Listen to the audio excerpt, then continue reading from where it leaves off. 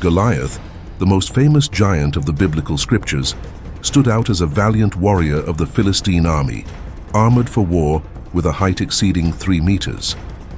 Emerging from the Philistine camp, his stature seems strange to us since we no longer use measurements like cubits or spans, but rather feet and inches. Translating to more familiar terms, Goliath was a man of gigantic proportions.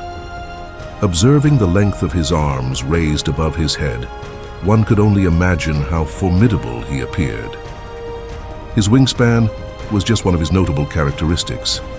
He wore a bronze helmet and was wrapped in a heavy coat of mail made of interwoven metal plates, weighing over 57 kg, with bronze leg guards, and he carried a bronze spear, whose sturdy shaft resembled a weaver's beam, with a tip weighing about 7 kilos.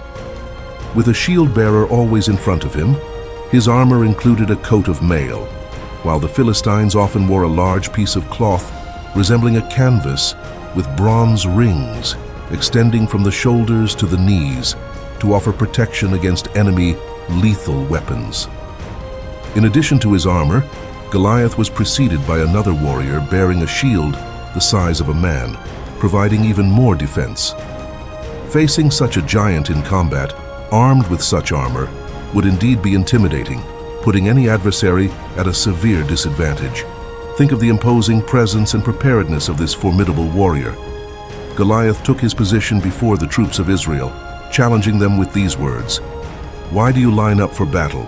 Am I not a Philistine? And are you not the servants of Saul? Choose someone among you and let him come down to me. If he can defeat and kill me, we will be your servants, but if I overcome and kill him, you will become our servants."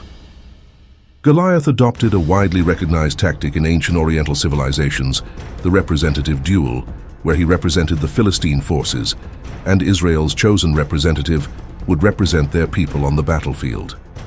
The mechanics were clear. The side whose representative triumphed would be proclaimed victorious, while the defeated side would suffer complete defeat. It wasn't necessary to muster the entire army for the confrontation. It was enough to select a single combatant to face him, because Goliath considered himself invincible. This challenge posed by Goliath was not an isolated event. He maintained it for 40 consecutive days, daily at dawn and dusk.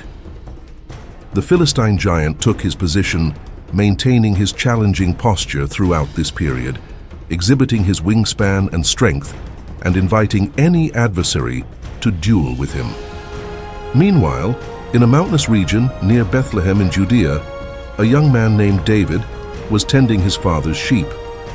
Too young to enlist in the army, it's likely that David wasn't even aware of the ongoing confrontation between the Israelites and the Philistines. He was solely focused on the safety of his 3 older brothers, who were already serving under King Saul's command. Concerned about the welfare of his older sons and being advanced in age, Jesse, David's father, perhaps wasn't able to cross the mountains on his own. Therefore, he called upon his youngest son, David, to bring provisions to his brothers. Jesse instructed David to take roasted grains and 10 loaves of bread to the camp, along with 10 pieces of cheese for the unit commander. He also asked David to check on his brothers and return with news.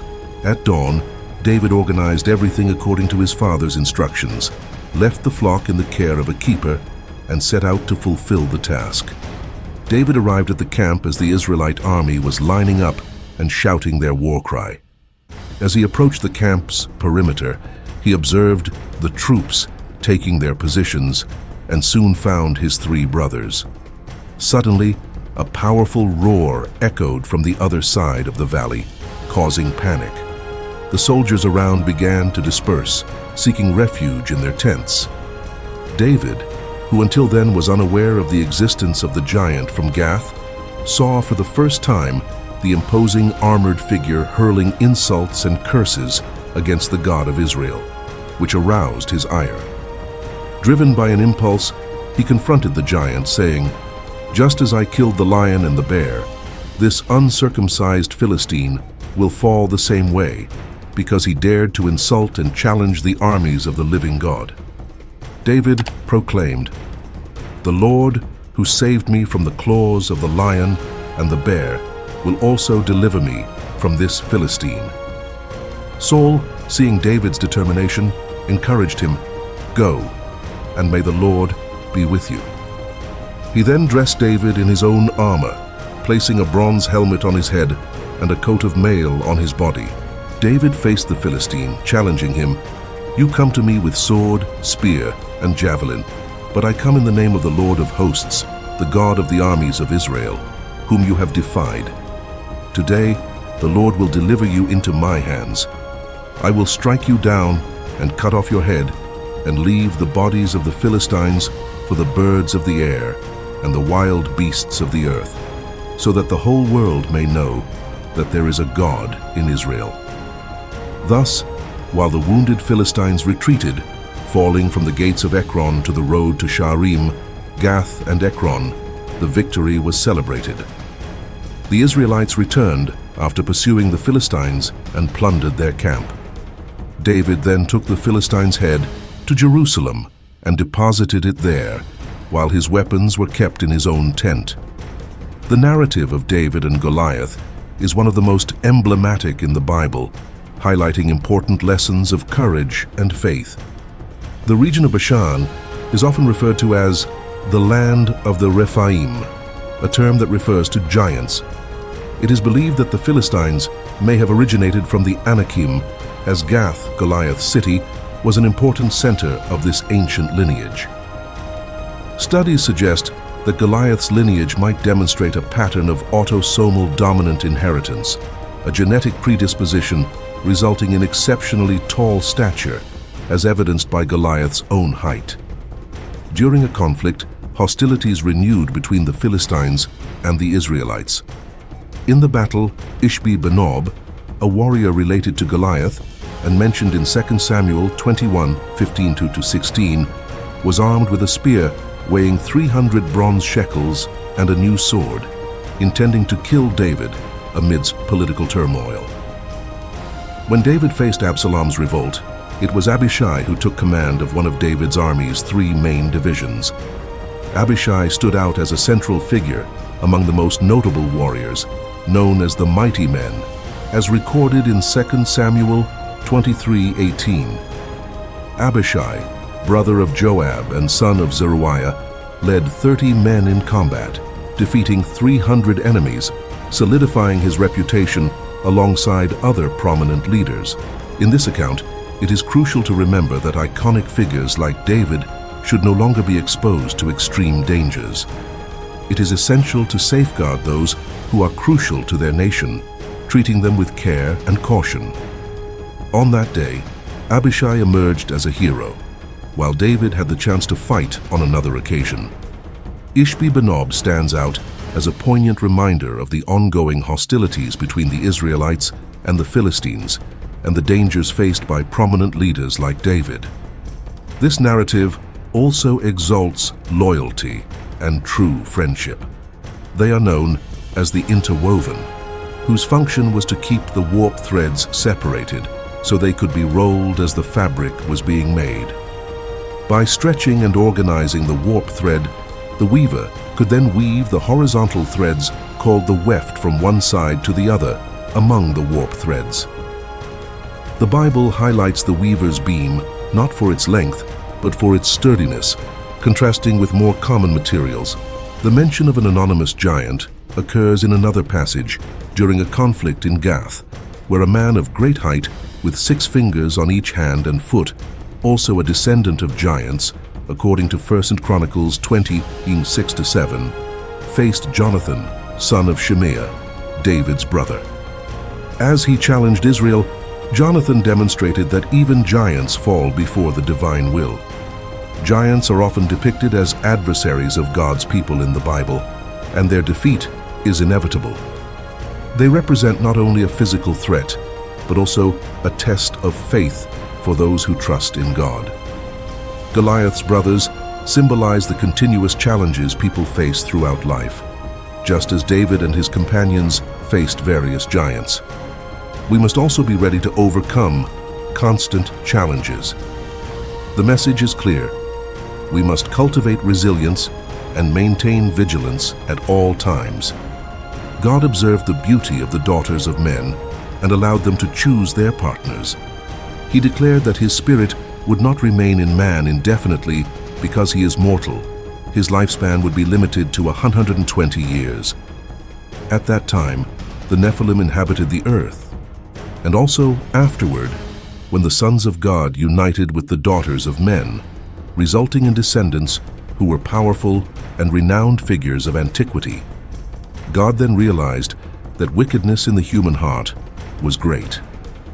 This realization is a testimony to the intrinsically sinful nature of humanity. It is hard to imagine a harsher critique of human corruption. Jesus warned that the days preceding His return would be comparable to the days of Noah, as mentioned in Matthew 24:37, indicating that worldly conditions before His coming would be similar to those that preceded the Great Flood. Tragically, many ignore this prophecy. In early Christianity, the first Christians recognized that God regretted creating man because it brought great sorrow to His heart. It was painful for God to have to exterminate nearly all of humanity, except for Noah's immediate family. He deeply loved humans, created in His image, to rule and glorify the earth, raising the question, why did humanity fall so quickly into wickedness? Was the degeneration of the devout lineage caused by its mixing with the impious lineage, or did it occur, at least partly, through humanity's union with spiritual entities? I lean more towards this latter explanation. This idea is supported in the book of Job and explains that Genesis 6 refers to spiritual beings, specifically angels.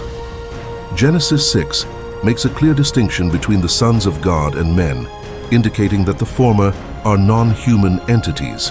These verses report that men multiplied on earth and that the sons of God chose the daughters of men as wives.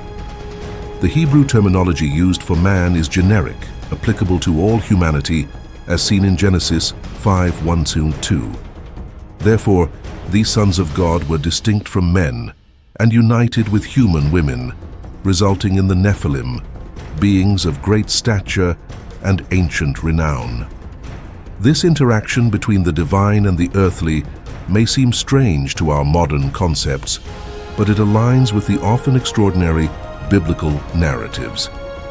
The presence of the Nephilim on earth, mentioned before and after the flood, suggests a continuity of this extraordinary lineage, possibly through the descendants of one of Noah's daughters-in-law. These giants continued to emerge in Canaan and were a recurring challenge for the Israelites, not only during the initial conquest, but throughout their history. Recalling the episode of the flood, only 8 people, Noah's family, were preserved in the ark. Noah, described as a man righteous and perfect in his generations, was spared from Satan's malevolent machinations to corrupt the human lineage. Divine grace always abounds where sin grows, as highlighted in Romans 5:20. This is a call to live according to God's will, seeking wisdom and discernment to differentiate between divine truth and human errors. May our hearts be filled with love and compassion as we study the Scriptures, always remembering the importance of kindness and empathy.